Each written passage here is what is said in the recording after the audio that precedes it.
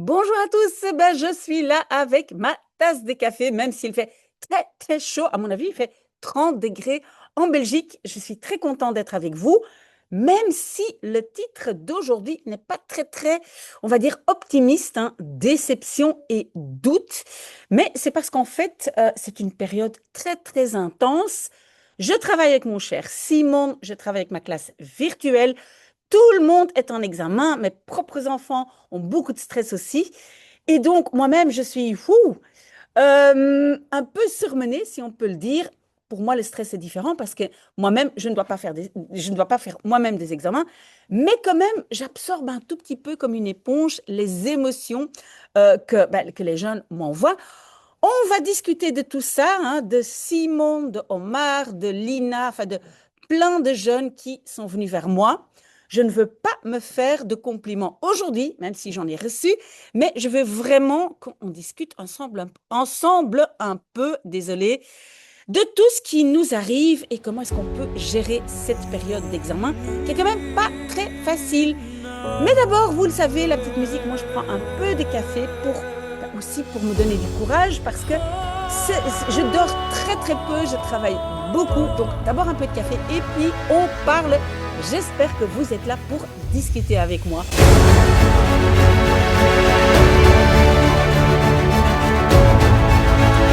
Voilà, voilà. Donc, qu'est-ce que je disais? Oui, donc en fait, les Flamands ont déjà commencé, enfin, ou les néerlandophones si on veut, ont déjà commencé. Je pense que Simon est en examen depuis, je pense que c'était la semaine passée, jeudi. Et je pense que les francophones ne commencent que lundi prochain, donc le 16. Et donc, il y a les flamands, les néerlandophones qui ont déjà eu des examens et qui parfois sont déçus. Et puis, il y a des francophones qui ont déjà eu des oraux parce que souvent, les examens oraux sont avant la session. Pas toujours pour les néerlandophones, je pense. Mais pour les francophones, il y en a déjà plein qui ont eu donc les oraux de langue, anglais, néerlandais. Pas encore les examens officiels, pas le C1D, le CE2D, mais les autres, à mon avis, il y en a pas mal qui ont déjà ce qu'on appelle des examens hors session.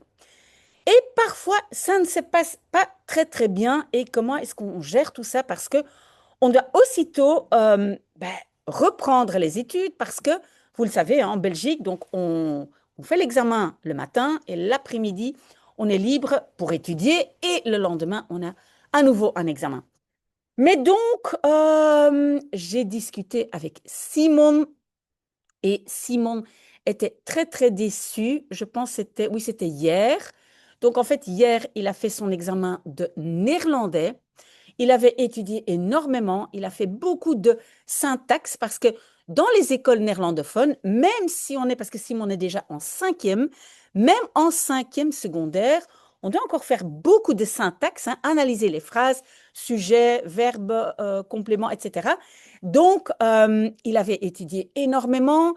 Il avait aussi étudié énormément sur tout ce qu'il a vu pendant l'année. Et finalement, selon Simon, le professeur n'a quasiment rien demandé de ce qu'il a étudié.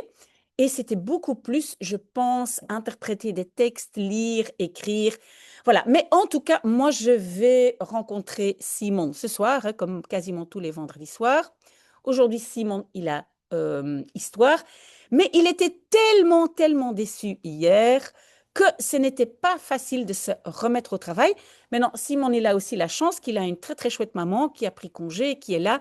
En fait, elle travaille de la maison, mais donc elle est quand même là pour discuter avec lui, manger, puis le remettre au travail, etc. Même si Simon, il est grand, hein, il sait tout faire seul, mais il était vraiment, vraiment démotivé. Il a dit, je suis dégoûté, j'ai tellement étudié. Et je sais que Simon n'est pas le seul. Euh, j'ai alors aussi l'exemple de Omar. Donc, Omar avait encore reçu un bulletin, un bulletin qui est arrivé, oui, je pense que c'est un peu bizarre, mais qui est arrivé apparemment la semaine passée, si je ne me trompe pas. Et donc, le bulletin n'était pas top top. Apparemment, il avait deux échecs. Et donc, le papa de Omar n'était pas content. Il a confisqué son téléphone. Omar complètement catastrophé parce qu'il dit, ben, en fait, j'utilise mon téléphone tout le temps pour travailler, pour résumer. Je pense qu'il y a beaucoup de jeunes, je ne sais pas Omar, mais il y a beaucoup de jeunes qui utilisent aussi ChatGPT. Apparemment, il a quand même pu avoir un ordinateur de l'école hein, pour continuer à étudier, mais donc il était aussi complètement dégoûté.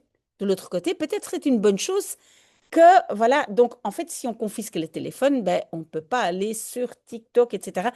Parce que j'ai aussi beaucoup de jeunes qui me disent, je procrastine et c'est très difficile de ne pas aller sur les médias sociaux.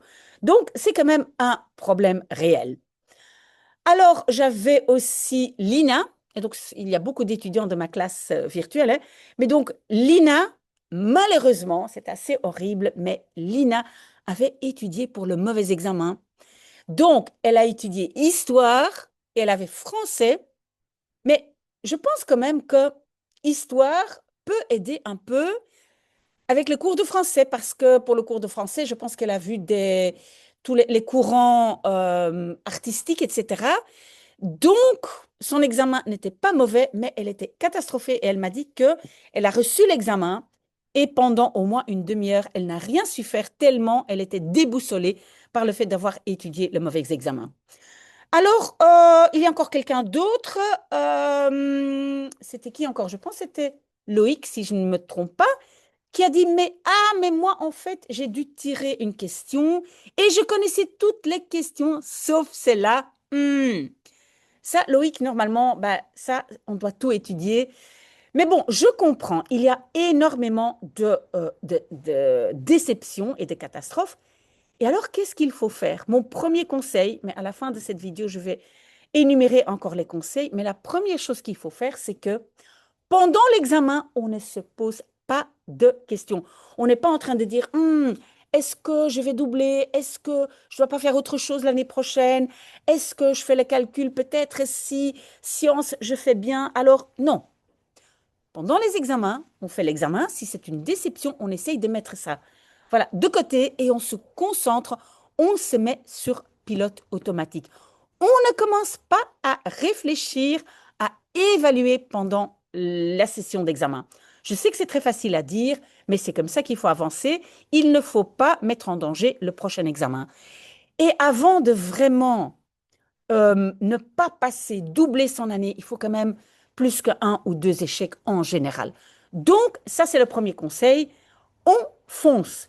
Pilote automatique, j'étudie, j'ai difficile à étudier, je mets un timer, je vous parle un peu, je vous parle dans quelques instants. Alors, il y a beaucoup de jeunes qui me parlent de stress. Alors, la première chose à dire, c'est que le stress, ce n'est pas fatal. C'est très bien d'avoir un peu de stress pour l'examen. Ça active l'adrénaline et on est très alerte. Donc, acceptez votre stress. Oui, on est stressé. Moi aussi, je suis stressée quand je dois parler devant tout un groupe de personnes. Oui, moi aussi, je suis stressée quand je dois faire quelque chose, peut-être je ne connais pas bien ou j'ai des doutes sur moi-même. Mais en fait, ce qui est très important, c'est d'analyser un peu votre stress. Si le stress vient des parents qui mettent la pression, vous essayez de faire comme si vous ne l'entendez pas. Ça, c'est à évaluer après les examens. Mais les parents qui vous stressent pendant les examens, il faut aller étudier, arrête de jouer, fais ceci, fais cela. Le stress que vos parents, pardon, vous mettent, oh là là, je ne sais plus parler, j'ai déjà parlé beaucoup trop avec tous mes étudiants, mais donc le stress qui vient des parents, on l'oublie pendant les examens. Ah, peut-être après les examens, si je ne réussis pas, je ne peux pas faire ceci, je ne peux pas faire cela. On oublie pendant les examens. Le stress des parents, on oublie. C'est très normal. Moi aussi, en tant que parent, je stressais aussi, mais vous, en tant qu'étudiant, vous oubliez. Alors évidemment, il y a le stress que vous vous mettez à vous-même. Ça, souvent, ça vient d'un certain perfectionnisme. Hein. J'ai aussi quelqu'un à la maison qui est très perfectionniste et ça vous met beaucoup de stress. Oui, à ça, vous ne pouvez pas faire grand-chose. Si vous êtes de nature perfectionniste, vous allez stresser plus que les autres et ce n'est pas grave. Vous stressez, mais franchement, acceptez. Le seul stress, là où vous pouvez vraiment faire quelque chose, c'est que si vous continuez à procrastiner et vous avez peur que vous n'allez pas maîtriser la matière, ça c'est un très très grand stress. Et la bonne nouvelle, c'est que là, vous pouvez changer quelque chose. Vous pouvez essayer de travailler un maximum. Vous pouvez essayer de ne pas procrastiner. Je donne mon GSM à mes parents. Je travaille sur un ordinateur où je n'ai pas TikTok, ni Instagram, ni je ne sais pas quoi. Et j'essaie de gérer ça. Là, vous pouvez faire quelque chose. Ne passez pas votre temps à scroller, scroller. À ce point-ci, vous n'avez plus le temps. Chaque minute, chaque seconde compte, ou pour dormir, ou pour se détendre, ou pour étudier. Donc, ça, vous devez absolument gérer. Ceci dit, vous ne devez pas non plus vous rendre malade en vous disant, oui, j'aurais dû commencer plus tôt. Oui, peut-être, mais ça, c'est pour la prochaine fois. Ça, c'est pas pour maintenant. Maintenant, vous allez déterminer, OK, j'ai encore combien de temps pour étudier ce cours. Ça dépend. Si vous avez encore beaucoup de temps, vous faites tout. Si vous n'avez pas beaucoup de temps, vous pouvez vous limiter à refaire des tests, hein. Ça, c'est une très, très bonne méthode parce qu'un professeur a quand même une certaine façon de poser ses questions. Donc, refaire vos tests. Il y a aussi beaucoup de jeunes qui mettent tout leur cours, le cours entier, dans ChatGPT et demandent un résumé. Attention, uniquement si vous n'avez plus le temps. Parce que lire votre cours et le résumer vous-même est très très bon. Et écrire, hein, écrire à la main, utiliser votre main, c'est très très bien pour la mémoire. Donc, n'oubliez pas, je ne suis pas en train de dire que vous devez faire le travail par ChatGPT. Non, tout dépend du temps que vous avez encore. Si vous avez le temps, vous lisez votre cours, vous résumez et puis vous faites des exercices si c'est un cours où il y a des exercices à faire. Alors, ce que beaucoup d'élèves ou de jeunes font aussi, et je l'ai entendu dans ma classe virtuelle, c'est de trouver des excuses et c'est toujours la faute de tout le monde.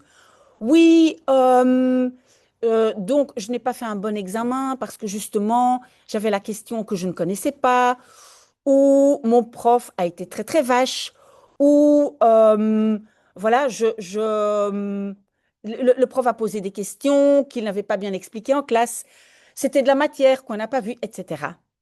Tout ça, vous n'allez pas changer. Donc, vous arrêtez de râler. Parfois, ça fait du bien de râler un tout petit peu, hein. On peut le faire envers ses parents et ses copains pendant 5-10 minutes. Mais puis après, on garde tout ça pour la fin. On va faire une analyse de qu'est-ce qui s'est passé déjà pendant 5-10 minutes tout de suite après l'examen. Il y a très, très peu de gens qui, tout de suite après l'examen, ont le courage de faire une mini-évaluation. Alors que c'est presque la chose la plus importante qui existe. C'est-à-dire, j'ai fini l'examen, c'est quoi ma conclusion? Ah, j'ai une question que je n'avais pas étudiée, donc, conclusion, prochaine fois, je dois commencer plus tôt, je dois tout étudier. Ah, je n'ai pas été très détaillé. Peut-être j'ai uniquement étudié les résumés de ChatGPT ou d'un copain de classe, oh là là, difficile, de articuler. Donc peut-être j'ai uniquement étudié les résumés. Donc maintenant je sais, ça ne va pas suffire. Mais même si vous pensez que vous allez réussir l'année, vous devez faire une toute petite analyse de ce qui s'est passé pendant 5 ou 10 minutes. Faites-le. Faites-le. Très peu de gens ont le courage, mais vous allez voir pour l'avenir, ça c'est le plus important. C'est tirer des leçons pour l'avenir. Oui, je parle un peu comme une vieille dame, ce que je suis d'ailleurs, mais c'est le plus important, l'analyse de ce qui s'est passé pendant mon examen. D'accord? Et vous notez, parce que si on ne le note pas, on oublie, hein. Ça, c'est très, très normal, mais on note quelque part pour relire ça pour la prochaine fois, l'année prochaine, ou une deuxième session, si ça existe dans votre école. J'ai aussi l'impression, avec la panique des dernières minutes, qu'il y a quand même, il y a des élèves, il y a des parents qui essayent de faire un peu de lobbying auprès des professeurs. C'est une impression, mais donc dans ma classe digitale aussi, j'entends des élèves qui disent, oui, mais mon père va aller chez le médecin, il va recevoir un certificat comme quoi j'étais malade, ou voilà. Donc, il y a des élèves qui cherchent des excuses et il y a des parents qui cherchent des excuses, mais ce n'est pas ça qui va vous faire avancer, hein. Donc, les excuses, ou ah oui, ça aussi, il y a quelqu'un qui m'a dit, oui, mais j'ai été chez un neuropsychiatre et le neuropsychiatre m'a fait un rapport comme quoi je ne sais pas très bien me concentrer, j'ai ceci, j'ai cela, mais à long terme, ça ne fonctionne pas. Oui, peut-être vous pouvez essayer, hein, je ne dis pas que vous ne devez pas le faire, et je sais très bien que en tant que parent, on essaye toujours de tout faire pour faire réussir nos enfants. On ne veut pas doubler, ça je comprends. Vous pouvez essayer, mais ne comptez pas dessus. Ce n'est pas ça qui va vous aider à long terme. Laissez faire vos parents et vous faites votre travail. C'est la seule chose qui fonctionne. Alors, un petit secret que je tiens à partager avec vous aujourd'hui, et même, j'ai deux secrets. J'ai vu passer sur TikTok, hein, quand moi j'ai fait mes propres TikTok de grammaire et de vocabulaire, j'ai vu passer des TikTok d'un jeune que je connais via ma chaîne YouTube, pas personnellement, mais qui se vantait dans les TikTok qu'en fait, euh, il ne travaille pas beaucoup, on l'appelait l'élément perturbateur dans la classe. À mon avis, c'est un conseil que je donne, il n'y a pas uniquement les jeunes qui sont sur TikTok. Si votre professeur tombe sur cette vidéo, ça ne va pas arranger les choses. Et là, je pense que un professeur, durant un conseil de classe, peut bien utiliser cet argument pour que vous ne passiez pas. Donc, faites attention.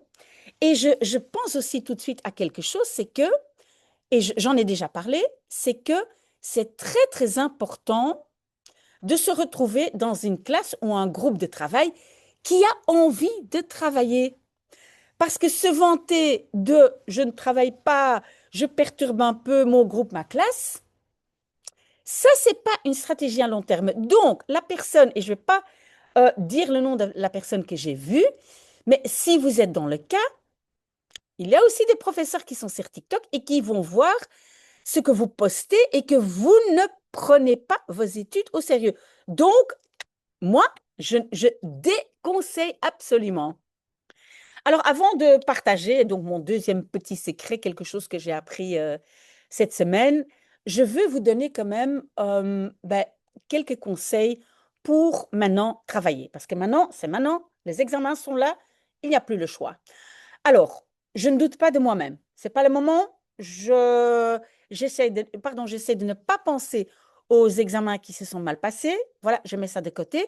Je me mets sur pilote automatique et je fonce. Qu'est-ce que je fais pour commencer à travailler? Surtout, je n'attends pas d'être prêt ou prête. Je n'attends pas.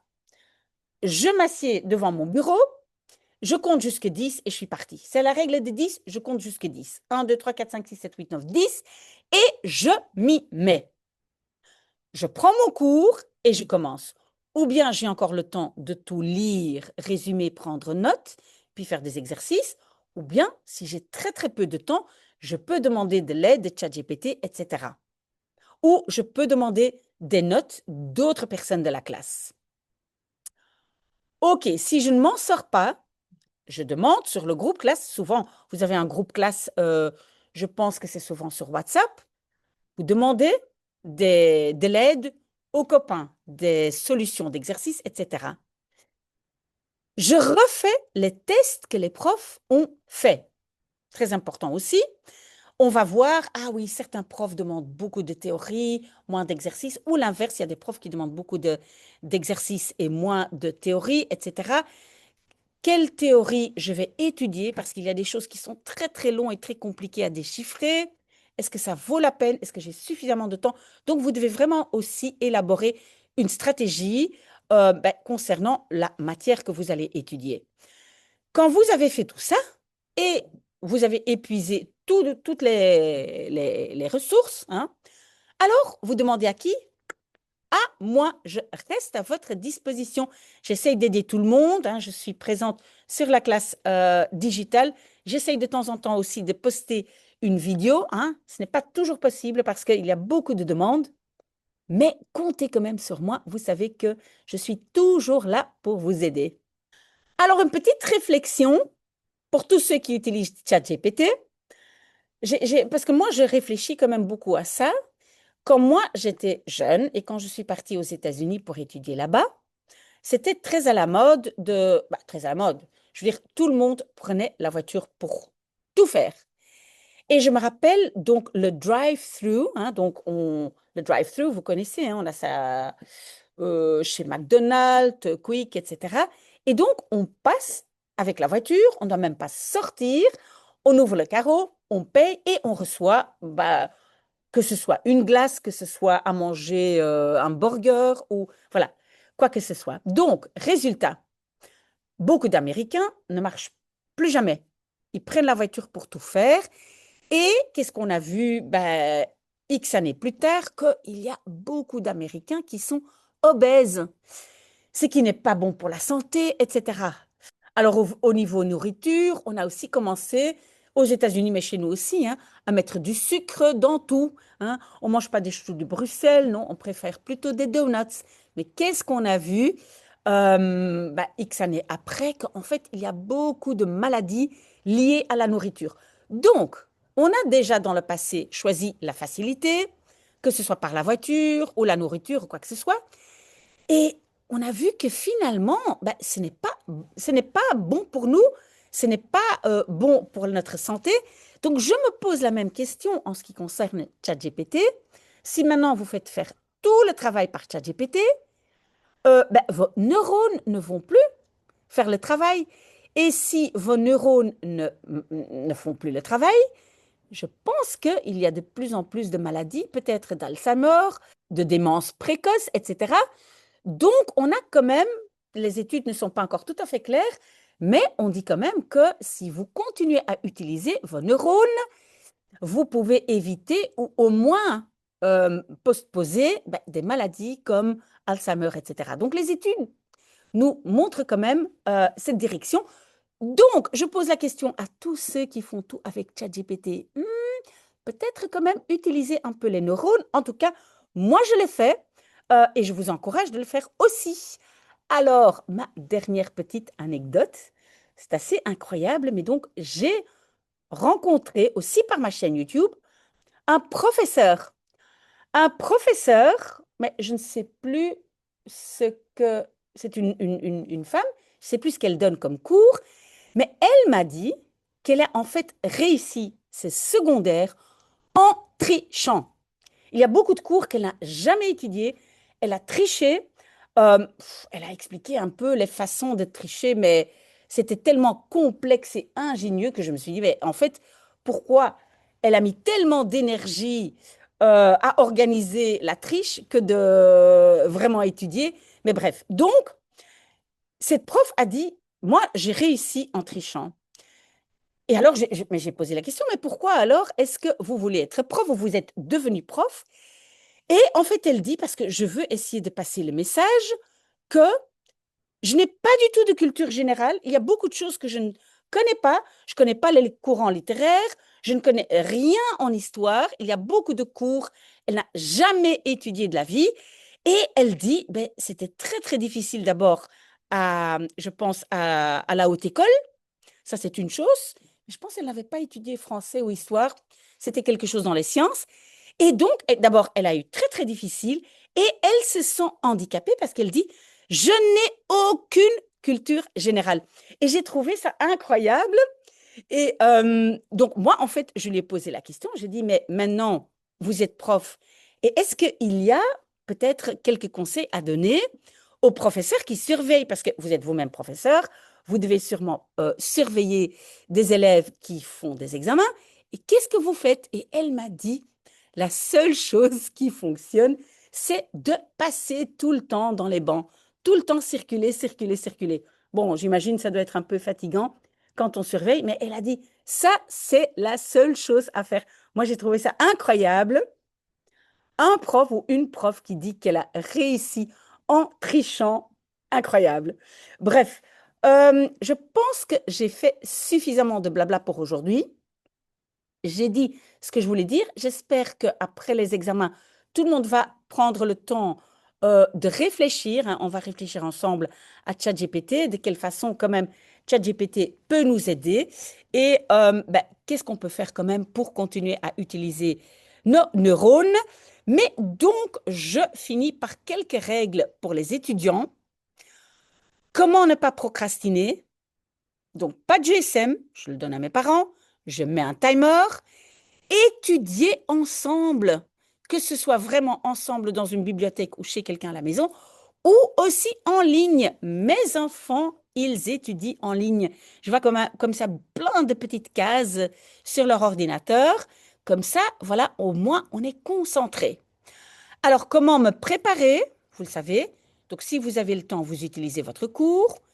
Si vous n'avez plus le temps, vous demandez à ChatGPT de résumer. Vous demandez des résumés sur le groupe classe. Si jamais vous ne vous en sortez pas, vous me demandez, parce que je reste là pour vous aider.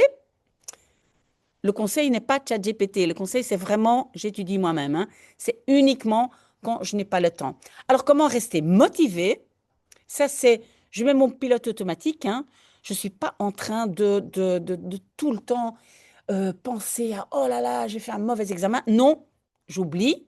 Je mets le pilote automatique. Et aussi, ce qu'on peut parfois faire pour rester motivé, c'est de dire, OK, j'imagine le pire. Le pire, c'est qu'un examen s'est mal passé, mais ce n'est pas pour un ou deux échecs. Très probablement que je vais doubler. D'accord? C'est comme ça qu'on se motive. OK, alors, peut-être un tout petit conseil pour les profs. Passez dans les bancs, passez dans les bancs. Voilà, et j'espère pour les jeunes qui veulent tricher que vous n'avez pas trop de profs qui surveillent tout le temps et qui passent dans les bancs. Voilà, j'espère que ça vous a servi à quelque chose. Courage, courage, courage. Je reste avec vous. Moi, maintenant, je vais voir mon cher Simon. On va travailler mathématiques tout le week-end. Donc, je vais quand même essayer d'être là pour tous les autres. Hein. Je vais essayer de faire les vidéos que je fais à chaque fois. Oui, demain, bien sûr, je suis là demain en live, absolument. Je pense que j'ai trouvé la solution pour faire des meilleurs live. On verra. Mais en tout cas, courage, courage. Et je reste avec vous tout ce week-end. Voilà. Profitez bien et travaillez bien surtout. Je travaille avec vous.